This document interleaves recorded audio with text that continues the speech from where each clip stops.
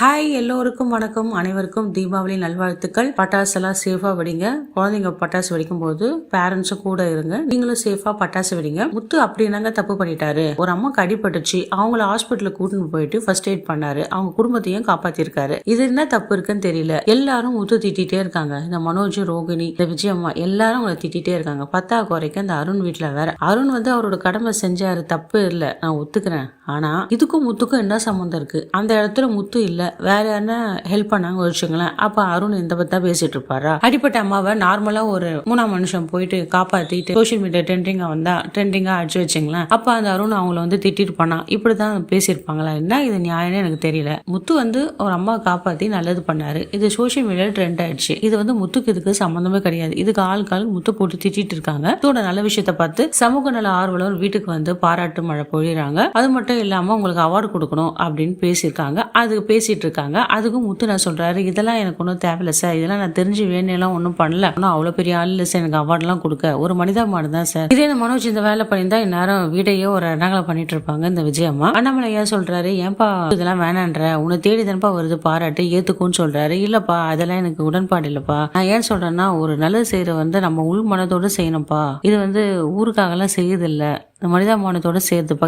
இது பார்த்து தான் ஒருத்தவங்க செய்யணும்னு அவசியம் இல்லை, அது அவங்கவுங்க உள்ளுணர்வோடு செய்யணும்ப்பா, தானா வரணும்ப்பான்னு சொல்றாரு. இருந்தாலுமே மீனா ரொம்ப சேடா இருக்காங்க. இது முத்து விசாரிக்கிறாரு, ஏன் உம்மன் இருக்கேன்னு. இல்லைங்க, நான் அம்மா வீட்டுக்கு போனேன், அங்க சீதா வந்திருந்தா, தேவையில்லாம உங்க மேல கோச்சிக்கிட்டாங்க, அவங்க வீட்டுக்காரர் பேச்சு கேட்டுட்டு உங்களை பத்தி தரக்குறைவா பேசுறாங்க, நீங்க போய் அவங்க கிட்ட மன்னிப்பு கேட்கணுமா அவங்க வீட்டுக்காரர்கிட்ட, அது எந்த விதத்துல நியாயங்க? உங்க மேல தப்பு இருந்தா நானே போய் உங்களை கேள்வி சொல்லுவேன், நீங்க எதுவும் வேணே பண்ணலையே, அதுக்கு சம்பந்தமே இல்லையே. விஷயம் நடந்த இடத்துல 2 பேருமே இருந்திருக்கீங்க, உங்களுக்கு அந்த உயிரை காப்பாற்றணும்னு தோணுச்சு. அவர் அந்த அடிப்படை வச்சானே அவனை துரத்தணும்னு போனாரு. இது அவங்களோட விஷயங்க, நீங்க நல்லதானே பண்ணீங்க, இதுக்காக எதுக்கு நீங்க போய் அவங்ககிட்ட மன்னிப்பு கேட்கணும்? எனக்கு ஒன்றும் புரியலங்க. சீதா இந்த மாதிரி சொல்றாங்க, இல்லைன்னா என்கிட்ட பேசவே மாட்டான்னு சொல்றானே. இந்த விஷயத்தால் நீ சீதாவும் சண்டை போடக்கூடாது. இப்ப என்ன மன்னிப்பு தானே, நான் அந்த அருண் கிட்ட கேட்கறேன், இது ஒன்றும் பெரிய விஷயம் இல்லை, இதனால எனக்கு ஒன்றும் கௌரவ குறைச்செல்லாம் ஒன்றும் கிடையாது, அவன் என்னன்னா நினச்சிக்கிட்டோம், அவனே ஈகோ பார்ட்டி மீனா, புரிஞ்சுக்கோ, இதால தேவையில்லாம சீதாக்கு அவனுக்கும் சண்டை வரும், உங்க 2 பேருக்கும் சண்டை வரும், அது தேவையா? நான் இப்ப என்ன, நான் போய் அருண்கிட்ட மன்னிப்பு கேட்கறேன்னு சொல்றாரு. இல்லைங்க அதெல்லாம் வேணாங்க, எனக்கு அது மன்னிப்பு கேட்கறதுல உடன்பாடு இல்லைன்னு மீனா அடிச்சு சொல்லிடுறாங்க. இருந்தாலும் நம்ம முத்து கேட்கவா போறாரு, கண்டிப்பா அருணை பார்த்து மன்னிப்பு கேட்பாரு. அவனும் ஏடகுடமா எதனாவும் சொல்லி அசிங்கப்பட்டு தான் வர போறாரு நம்ம முத்து. இந்த எபிசோட் உங்களுக்கு பிடிச்சிருந்தா லைக் அண்ட் ஷேர், கமெண்ட் பண்ணுங்க. நன்றி, வணக்கம். ஹாய் மக்களே, வணக்கம். இன்னைக்கு எபிசோட்ல எல்லாரும் சந்தோஷமா இருக்காங்க. ஆனா அந்த மீனா மட்டும் ஒரே பீதி அடைஞ்சு போய் நிக்கிறாங்க. இதை பார்த்த பாட்டி என்னடா முத்து மீனா இப்படி இருக்கா அப்படின்னு கேட்க, இல்ல பாட்டி, அவர் கோயில ஒரு சிவனடியார் மாதிரி இருக்காரு, அவர் ஏதோ சொல்லிட்டாரு, எதுக்கு இந்த ஊருக்கு திரும்பி போயிடு, அது சொன்னது ரொம்ப மனசு வேதனைப்பட்டு இருக்கான்னு சொல்றாங்க.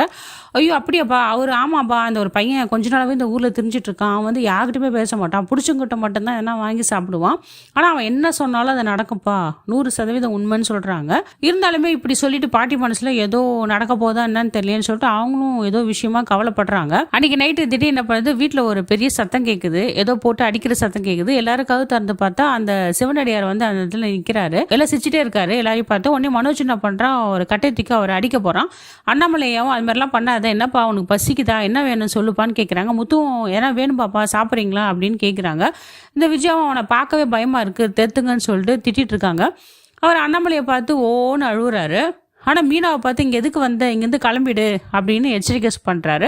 ரோகிணி பார்த்து ரொம்ப முறைச்சிக்கிட்டே இருக்கார். அவர் யாருக்குமே எதுவுமே புரியல. எதனா சொன்னால் கூட யாருன்னா சுதேஷ்டே எதனா பண்ணுவாங்க. அவர் எதுவுமே சொல்லாமல் இது மட்டும் எச்சரிக்கை மட்டும் பண்ணிட்டு போகிறாரு. ஆனால் மீனாவுக்கு பீதி ரொம்ப அதிகமாகிடுது. ரோகிணிக்கு மனசுல ஐயோ என்ன நடக்க போது தெரியல, அவங்க மனசுலேயும் பயம் வந்துடுச்சு. பொழுது விடுச்சு எல்லாரும் சாமி கும்பிட்டு கோயிலுக்கு போகிறாங்க. ரோகிணியோட வீட்டுக்காருக்கு ஈம கடன் செய்யணும்ல, அந்த ஐயர் என்ன பண்ணுறாரு, அம்மா கோயிலை வச்சு இன்னைக்கு பூஜை பண்ண முடியல, கோயில் திறக்கல, இங்கே குளக்கரையில வச்சுக்கலாமா அப்படின்னு சொல்ல, உடனே ரோகிணி அம்மாவும் மகேஸ்வரன் நீ கொஞ்சம் ரோகிணி கால் பண்ணி இங்கே வர சொல்லிடுமா, அவன் நேராக கோயிலுக்கு போயிட போறா, அவளுக்கு தெரியாது இல்லைன்னு சொல்லிட்டு இந்த இடத்துக்கு வர சொல்லிடுன்னு சொல்றாங்க. மகேஸ்வரன் ரோகிணிக்கு ஃபோன் பண்ணி இந்த இடத்துக்கு வந்துடுடியா அப்படின்றாங்க. சரி எல்லாரும் கோயிலுக்கு கிளம்ப சொல்ல ரோகிணிக்கு காலையும் தலையிலையும் அடிபடுது. அதே ஒரு ஃபர்ஸ்ட் அவசரமாக தான் ஏற்படுது. நான் பயந்துட்டே தான் இருக்காங்க, என்ன நடக்குமோ ஏது நடக்குமோ ஒண்ணுமே புரியல அவங்களுக்கு. நான் நினைக்கிறேன் இங்க எல்லாரும் கோயிலுக்கு போறாங்கல்ல, கோயிலுக்கு போயிட்டு அபிஷேகத்துக்கு தேவையான பொருள்லாம் வேணும். அப்போ உடனே ஐயர் என்ன பண்ணுவாரு, தண்ணி எடுத்துட்டு வாங்கன்னு சொல்லுவாங்கன்னு நினைக்கிறேன் மீனாவும் குடத்தை எடுத்துக்கிட்டு தண்ணிக்கு போவ, இங்க ரோகிணி அவங்க வீட்டுக்காருக்கு ஈம கடன்லாம் செய்யறத பார்த்துட்டு இருப்பாங்க. இதை பார்த்து அதிர்ச்சி அடைந்த மீனாவும் சத்தம் போடாம திரும்பி வந்திருந்தாலும் பிரச்சனை இல்லை. இதை பார்த்து அந்த அதிர்ச்சியில குடத்தை கீழே போட்டுடுறாங்க. இதை பார்த்து எல்லாரும் ஷாக்கான ரோகிணியும் எவ்வளோ கெஞ்சி கூத்தாடுவாங்கன்னு நினைக்கிறேன் மீனா கிட்ட இதை சொல்லாதீங்கன்னு. ஆனால் எப்படி இருந்தாலும் மீனா வந்து சொல்லிடுவாள்ல. இதை பயன்படுத்தி என்ன பண்ண போற இந்த ரோகிணி, இந்த சதிகார ரோகிணி குளத்துல பிடிச்சி மீனாவை தள்ளி அடிப்பட்ட வச்சிருவாங்க. உடனே மீனாவும் கோமா ஸ்டேஜுக்கு போயிடுவாங்க தான் நான் நினைக்கிறேன். இதனாலதான் அந்த சித்தரும் சொல்லியிருப்பாரு, நீ இங்கேயே வந்துடக்கூடாது, ஏதோ ஆபத்து உனக்கு காத்திருக்குன்னு சொல்லி தடுத்திருப்பாரு.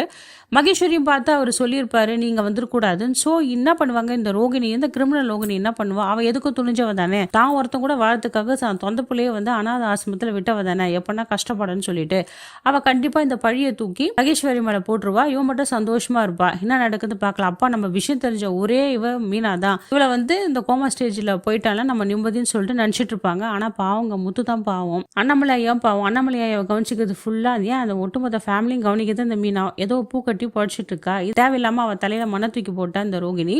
இவ எதிர்காலத்துல குழந்தை பெற்றுக்கணும், மாடியில் வீடு கட்டிடணும் ஆசை இருந்தது. ஆசையா இருந்த மீனா அவளோட வாழ்க்கை அப்படி ஆயிப்போச்சு. நம்ம முத்து மீனா தான் கண்டுபிடிக்கணுமா, ஏன் ரவி இருக்கான் அவன் கண்டுபிடிக்கலாம், ஏன் இந்த விஜயா கண்டுபிடிக்கலாம், ஏன் இந்த அண்ணாமலையை கண்டுபிடிக்கலாம், ஏன் இந்த மனோஜே கண்டுபிடிக்கலாம், அவங்க கூட இந்த விஷயத்த சம்பவத்தை பார்த்துருக்கலாம், ஸ்ருதி பார்த்துருக்கலாம், இல்லைனா வேற யாருன்னா கூட பார்த்துருக்கலாம், ஏன் பாட்டி கூட பார்த்துருக்கலாம். தேவையில்லாமல் வந்து முத்து மீனாவை இது மாதிரி பண்ணிட்டாரு. மீனாவோட வாழ்க்கையை இது மாதிரி டேமேஜ் பண்ணிட்டாரு டைரக்டரை. இதில் எனக்கு கொஞ்சம் கூட உடன்பாடு இல்லைங்க. நீங்கள் என்ன நினைக்கிறீங்க கமெண்ட் பாக்ஸில் பதிவு பண்ணுங்கள். இந்த வீடியோ உங்களுக்கு பிடிச்சிருந்தா லைக் அண்ட் ஷேர் கமெண்ட் பண்ணுங்கள். நன்றி, வணக்கம். ஹாய் மக்களே, வணக்கம். இன்னைக்கு எபிசோடில் எல்லாரும் அங்கே கோயிலில் பூஜைக்கு தேவையான ஏற்பாடெல்லாம் பண்ணிட்டு இருக்காங்க. சரி, ஐயர் சொல்கிறாரு போய் தண்ணி வேணும் போய் எடுத்துகிட்டு வாங்க அப்படின்றாங்க. ஃபஸ்ட்டு முத்து தான் போகிறதா இருக்குது. அப்புறமா என்ன பண்ணுறாங்க, இல்லை லேடிஸாக போய் எடுத்துகிட்டு வரணுன்னு மீனா கூட நான் போய் எடுத்துகிட்டு வரேன்றாங்க. அவங்க தண்ணி பிடிக்க போகிற இடத்துல அவங்களுக்கு பெரிய பேரரிச்சு தாங்க, அப்படியே இடிஞ்சு ஷாக் ஆகிடுறாங்க.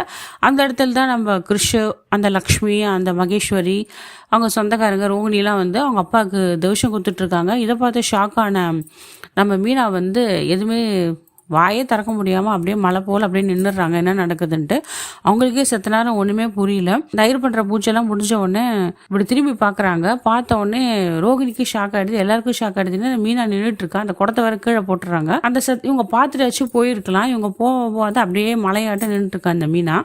மீனாலேருந்து என்ன பிரயோஜனம், எப்படி இருந்தாலும் மீனா அந்த விஷயத்த வீட்டில் சொல்ல போகிறதில்ல. அப்படியே இவ சொல்ல போகிறனாலும் இந்த ரோகிணி அவளை விட போகிறதில்ல. எதனா ஒரு சம்பவம் நடக்கும். இதுக்கு சாட்சியாக வந்து கூட உறுதுணையாக இந்த லக்ஷ்மியும் மகேஸ்வரி இருந்து தான் ஆகணும். ஏன்னா அவங்க பொண்ணோட வாழ்க்கை காப்பாற்றணும்ல. இதை கேட்டு ஷாக் ஆகிட்டு நம்ம மீனா வந்து ரோகிணி பிடிச்சி திட்டுறாங்க. இவ்வளோ கேட்டுக்கட்டவளாக இருப்பியா, இப்படியா இருப்ப, நீலாம் ஒரு பொண்ணா, வீட்டு குடும்பத்தையும் மானத்தையும் வாங்கிட்டியே, அந்த குடும்பத்தையே ஏமாத்திட்டு இத்தனை நாள் இருக்கியா, இவங்க தான் உங்கள் அப்பாவா, இவங்க தான் உங்கள் அம்மா, ஏமா நீ கூட மறைச்சிட்டல. அது வந்து மீனா வாயை மூடுங்க, நான் யாரை வேணா மன்னிப்பேன், உங்களை மட்டும் நான் மன்னிக்கவே மாட்டேன். அதான் என்னை பார்த்து ஓடுனீங்களா, கிருஷு உங்கள் பையன் தானா, நாங்கள் கிருஷு எவ்வளோ அன்பாக பார்த்துக்கிட்டோம், அதை கூட நீ தாங்க முடியாது, என்னென்ன வேலை பண்ண, உன்னை பற்றி எனக்கு நினச்சாலே உடம்பெல்லாம் கூசுது, இவ்வளோ பொய்க்காரியாக இருப்பியோ, பொய்க்கு மேலே பொய். அன்னைக்கு கூட வீட்டில் எவ்வளோ நேரம் உன்னை மாமா கேட்டிருப்பாரு, அம்மா நீ மாட்டிக்கினியா ஃபஸ்ட்டு சொல்லுமா, இந்த தப்பு பண்ணியா வேற என்ன பொய் மாறுங்க, உண்மையை சொல்லிடுமான்னு சொல்லிக்கலாம். அப்போ கூட நீ கழுவுலி மங்க மாதிரி குடும்பத்தை ஏமாத்திருக்க, புருஷனை ஏமாத்திருக்க, பெத்த தாய் ஏமாத்திருக்க, அதில் அவங்க அம்மா செத்து போயிட்டாங்க நீ சொல்லிக்க மாமா கிட்ட. அவர் மனசு கேட்டால் எவ்வளோ வேதனைப்படும். பிள்ளைக்கும் நீ அம்மாவா இல்லை, புருஷனுக்கும் நீ நல்ல மனைவியா இல்லை, இப்படி குடும்பத்தையே ஏமாத்திருக்கேன், நாங்கன்னா விட்டாளா, உன்னை பற்றின விஷயத்த நான் சொல்ல தான் போகிறேன், ஆச்சா போச்சான்னு இவங்க திட்டி ரோகிணி அடிச்சிடுறாங்க. நீ என்னை அடி கொல்லுமீனா, நான் அதை பற்றி கவலை இல்லை, இந்த சுச்சுவேஷன் எனக்கு அமையல, நான் சொல்கிறதுக்கு கண்டிப்பாக சொல்லலாம் தான் இருந்தேன்னு சொல்கிறாங்க. ஆமாம்மா நீ இதை சொல்லுவேன், நீ தப்பிக்க தானே பார்க்குற, இவ்வளோ விஷயம் நடந்துட்டு உனக்கு உடம்பு கூசலை, நீலாம் ஒரு பொண்ணுன்னு சொல்லிட்டு வாய்க்கு வந்தபடி இந்த மீனா திட்டிடுறாங்க.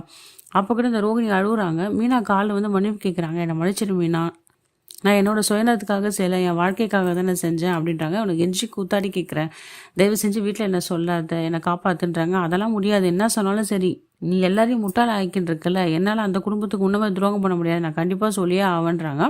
கிருஷ்ணன் சொல்கிறாங்க, ஆண்டி வேணாம் ஆண்டி, எங்கள் அம்மா பாவம் ப்ளீஸ் ஆண்டின்றாங்க. அவங்க அம்மாவும் கேட்குறாங்க. மகேஸ்வரி எல்லாமே ரோகிணி பற்றி எடுத்து சொல்கிறாங்க. எல்லாமே யார் என்ன சொன்னாலும் நான் கேட்க மாட்டேன்ப்பா, இந்த விஷயத்தை நான் கண்டிப்பாக வீட்டில் சொல்ல தான் போகிறேன்னு கிளம்புறாங்க. ஆனால் இந்த மீனா இந்த விஷயத்த சொல்லுவாங்களா, அதுக்குள்ளே இந்த ரோகிணி வந்து கண்டிப்பாக சும்மா விட மாட்டாங்க. தான் பெத்த குழந்தையே அவள் என்ன பண்ணியிருக்கா, எடுத்துகிட்டு போயிட்டு அனாத ஆசிரமத்தில் விட்டுட்டு படிக்க வச்சவ, கூட வச்சிக்கல. இவ சுயநலமாக பெத்த தாயே செத்துட்டான்னு சொன்னவ வந்து மீனா மட்டும் விட்டு வைக்க மாட்டான். கண்டிப்பாக மீனா அடித்து போட்டு ஒரு கோமா ஸ்டேஜுக்கு உண்டாக்கிடுவா. அப்படி தான் நான் நினைக்கிறேங்க. நாளைக்கு வர எபிசோடில் தான் என்ன நடக்கும்னு தெரியும். மீனாவுக்கு தெரிய வேண்டிய அவசியமே இல்லை. இந்த விஷயத்த வேற கூட பார்த்துருக்கலாம். தேவையில்லாமல் மீனான்னு சொல்லிட்டு ரொம்ப போர் அடிக்குது இது பார்க்கறதுக்கே கேட்கறதுக்கே. உங்களோட கருத்து என்னென்னு கமெண்ட் பாக்ஸில் பதிவு பண்ண மக்களே. இந்த வீடியோ உங்களுக்கு பிடிச்சிருந்தா லைக் அண்ட் ஷேர் கமெண்ட் பண்ணுங்கள். அடுத்த வீடியோவில் உங்களை சந்திக்கிறேன். நன்றி, வணக்கம்.